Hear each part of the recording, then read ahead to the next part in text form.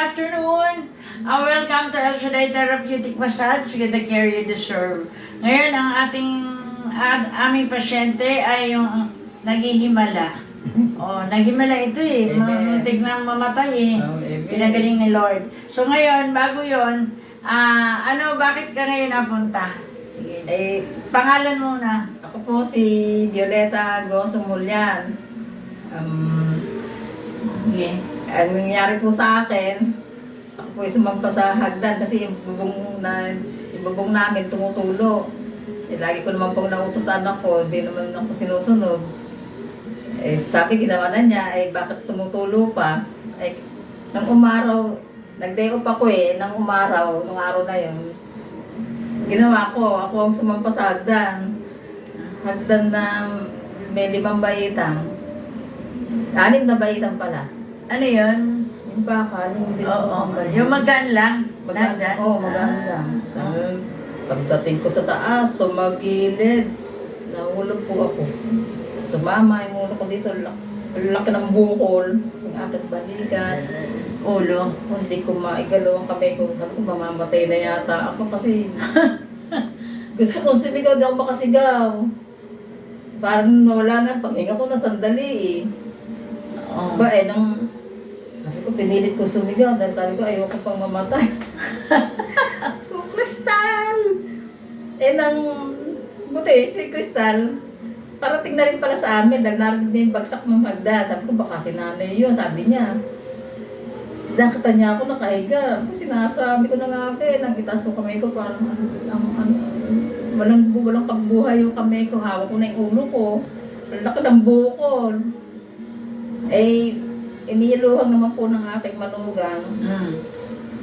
Yun lang. Tapos, nilagyan ng betadine yung braso ko.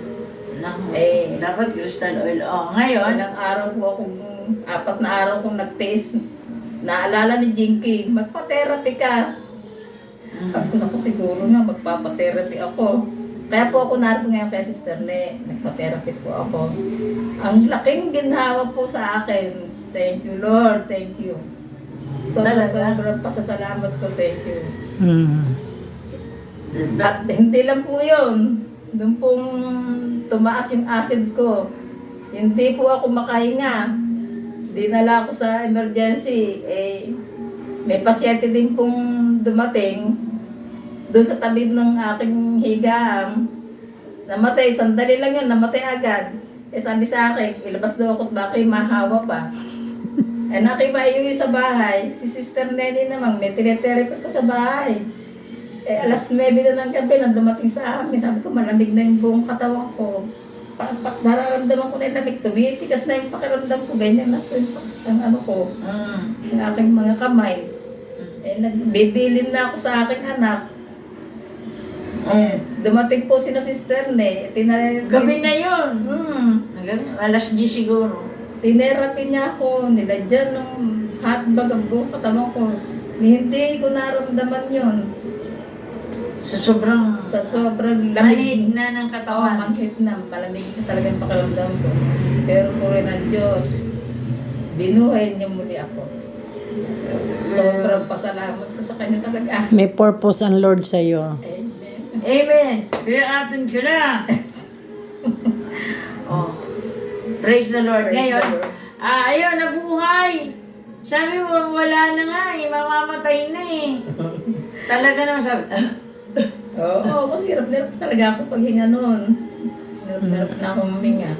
Sa awa ng Diyos. So, ngayon, after ng therapy, tingnan mo ang kamay na kaliwa na dati ito hindi makataas. Oo, hirap ko itaas. Ngayon, naitataas ko na. Ha? Naitataas ko na. Talaga? Oo, taas na. Kita mo. Kanina, tayo manalangin para tuloy-tuloy na kagalingan sa ngalan naman. To amen, dakilang Diyos, mapagpalang Ama, salamat po sa kagalingan ni Sister Bolet. Dalangin po namin na laging ingatan, gabayan, patnubayan, bigyan pa ng mahabang buhay, at makaatid ng gawain. In Jesus' name, Amen. Amen. Yes, don't forget to like, share, subscribe, and watch the videos. And click the bell button for the updates of the new videos, no? Praise the Lord. Praise the Lord. Pasalamat ka. Thank you po. Thank you. Salamat po sa Panginoon. Thank you kay Sister Thank Nex. you, Lord. Sa ipag ko, katulong niya pagte-therapy. Thank you po. Yeah, God bless.